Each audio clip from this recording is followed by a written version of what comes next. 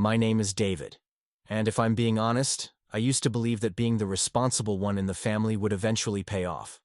Spoiler alert, it didn't. At least not in the way you'd think. 10 years ago, my parents sat me down and told me they were giving my college fund to my younger brother, Nate. Why? Because Nate was gifted.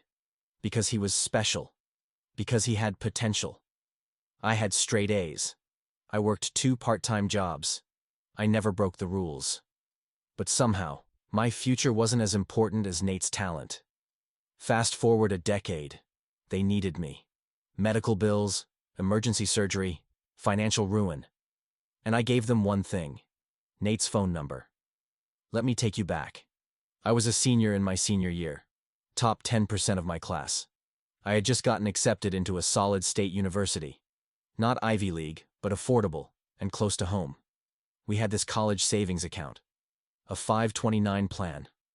I wasn't supposed to know about it, but my dad accidentally let it slip once. "It's your ticket, son," he said. "We started saving the day you were born." I believed him. Until one Sunday morning over burnt pancakes, everything changed. "David," my mom said, "we need to talk." My parents were seated across from me at the dining table.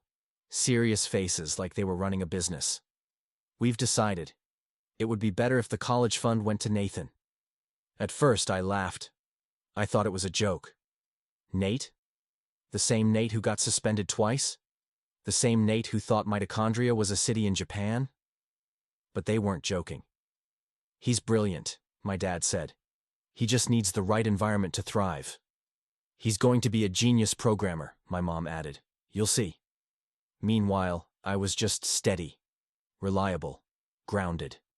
All great words, right? But apparently not fund my college great. I walked out of that house that day and didn't come back until late. I didn't scream. I didn't curse. I just shattered quietly. The next few weeks were a blur. I declined my university offer. There was no money. I didn't qualify for much aid, and I didn't want loans I'd be repaying till I was 50. So I enrolled in community college. I took a job at a mechanic shop. I gritted my teeth. I hustled. And Nate? He got sent to a private tech academy on the West Coast. Custom laptop. New clothes. Dorm fees covered. A $5,000 creativity budget. Guess how long he lasted? 3 semesters. That's all it took. He dropped out. Mid-semester. Said it was too structured. He wanted to start a crypto business. Then he wanted to be a music producer. Then a Twitch streamer. Each time, my parents backed him. "Give him space," they said. "He's finding himself." I, on the other hand, was scrubbing oil off my hands in a freezing garage with no heating. Fast forward 5 years. I finished my degree, slowly. Nights, weekends, online. Paid every cent myself. I started working in cybersecurity. It wasn't glamorous, but it paid well. I moved to a new city, built a life, made friends who felt more like family than the people who raised me. I stopped calling home. They barely noticed. Except when Nate needed money. Then I'd get texts. "David, your brother needs rent this month. David, he's trying to launch something. David, be supportive." I stopped replying. Then, last year I got a call. It was my mom. Her voice was thin, scared. "Your dad collapsed," she said. "It's his heart." They had no insurance. The surgery was urgent. The hospital bill was climbing. Fast. "We're in over our heads," she said. "We need help. Please." I stayed silent for a long time. Then I asked one question. "Where's Nate?" She hesitated, then admitted it. "He moved back in. He's going through a rough patch." 10 years later. After tens of thousands of dollars. My college fund. My future. And he was unemployed, living in their basement, still figuring it out. I gave her one thing. Nate's number. "Call your investment," I said. Then I hung up.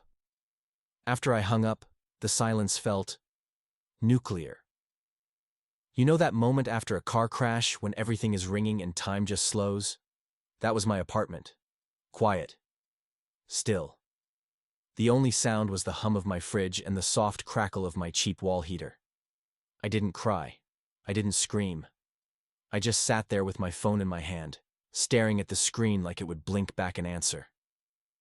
My mother didn't call again. Neither did my father. I'd drawn a line. And once you draw a line like that, there's no going back. The thing no one tells you about betrayal, especially the kind that wears a family's face, is that it doesn't come all at once. It chips away at you. A slow erosion. I started remembering things. Little things. Like how Nate always got the biggest piece of cake. How my dad took him to ball games but told me to watch the house. How my science fair trophy was forgotten behind the TV cabinet. But Nate's third-place poetry ribbon? Framed. Hungarian spotlighted like a museum relic. The signs were always there. But kids don't question love. Not until it slaps them with a bank statement and a, "Sorry, we had to help your brother." People say holding on to resentment is like drinking poison and hoping the other person dies. I disagree. It's like swallowing nails every day and pretending you're not bleeding inside. I carried that weight into relationships, friendships, work. Every time someone told me, "You're so responsible," all I heard was, "You're useful, but forgettable." I built a life around being dependable, stable, predictable, because somewhere deep down I thought, maybe that would make me worthy. It never did. I didn't check in, but word still found me. Small-town gossip has a long reach. A friend from back home saw Nate working at a vape shop. Said he looked rough. Another mutual knew someone who rented him a room once. He never paid. Trashed the place. Left a bunch of Bitcoin flyers behind. Every time I heard these stories, a part of me wanted to laugh. But another part, one I hated, felt guilty. Like maybe I'd failed him too. A few months later, I got a message. It was from my mom. Not a call, just a voicemail. "I know you're angry," she said, her voice trembling. "But we're scared, David. Your dad's not doing well. I wish things were different. I wish we had chosen better." There it was. Not an apology, but the closest thing I'd ever get. Still, I didn't call back. Because I couldn't unlive those 10 years. I remembered this one time. I must have been 12. Dad was teaching me how to change a tire. It was hot. The driveway smelled like rubber and oil. I was sweating, my hands slipping on the lug wrench. I looked up at him, hoping for help. But he just said, "Figure it out. You won't always have someone to save you." Funny. He never told Nate that. He always saved Nate. On my 28th birthday, I got a text. It wasn't from friends or coworkers. It was Nate. Just 2 words. "Happy birthday." No punctuation, no emojis. Just that. I stared at it for 5 minutes. Then I deleted it. It felt like he was trying to reconnect. But I couldn't do it. Not after everything. By now I had a close-knit group of friends. People who never asked me to be more than I was. We had orphan holidays, Thanksgiving dinners for those without families, by choice or by circumstance. And every year someone would ask, "Do you talk to your folks?" And every year I'd just shake my head. Because sometimes family isn't blood. Sometimes it's the people who show up when you're falling apart. Around that time, I got an offer. A big one. Cybersecurity lead at a Fortune 500. 6 figures. Signing bonus. I should have been over the moon. But I found myself empty. Because the people I once wanted to prove myself to, they were gone. By choice. By distance. By years of silence. Still, I drove back home one last time. Just to see. The house looked the same. Maybe smaller. The lawn was overgrown. The paint was peeling. And there he was. Nate. On the porch. Hoodie. Dark circles. A vape in one hand. Phone in the other. He didn't see me. And I didn't stop. I just drove past. And never looked back. Weeks later, I wrote a letter. To my parents. I never sent it. But it helped. I told them everything. How it felt to be forgotten. How I cried in my car after declining my college admission. How I worked through pneumonia because I couldn't afford to take time off. How I learned to celebrate birthdays alone. How I stopped believing they loved me equally. If I had answered that call, I would have said, "You made your choice. You bet on a dream and left me with reality."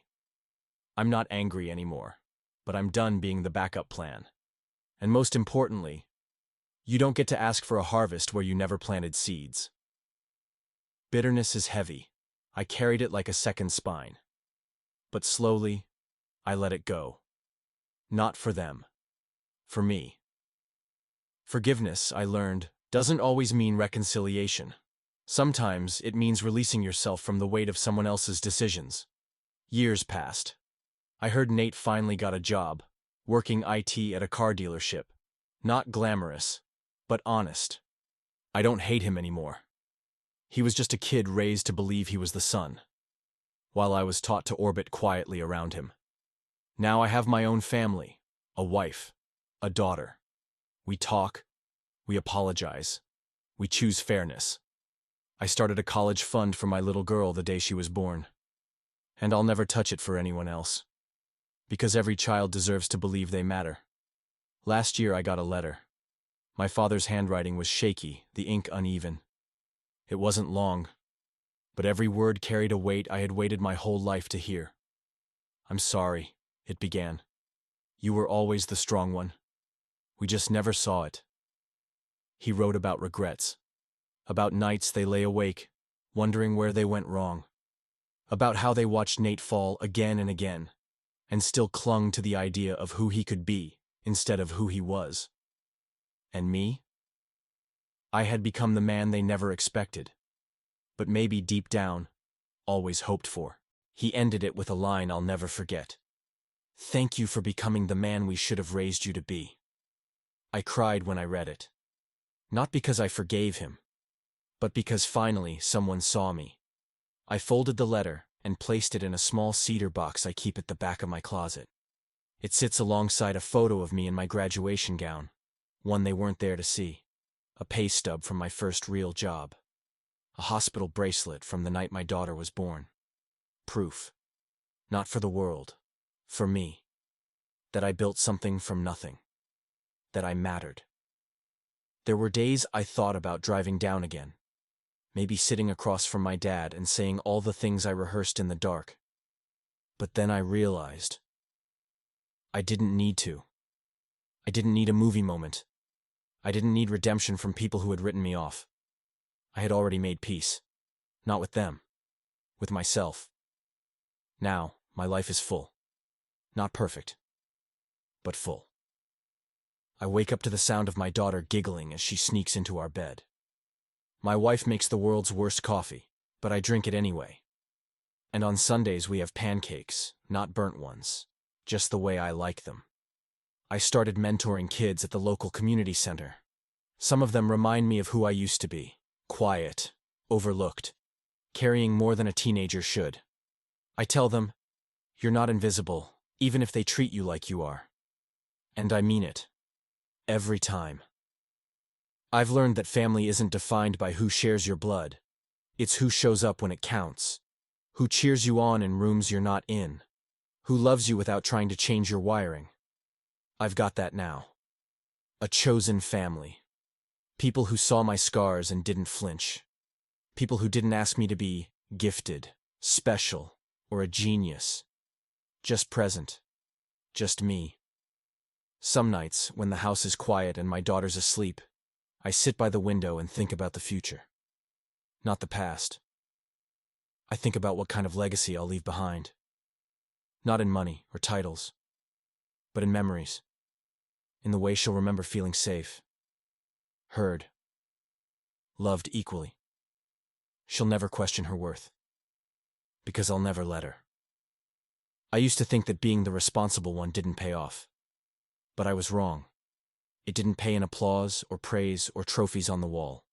It paid in peace, in pride, in knowing that I broke the cycle, that I didn't become bitter, I became better.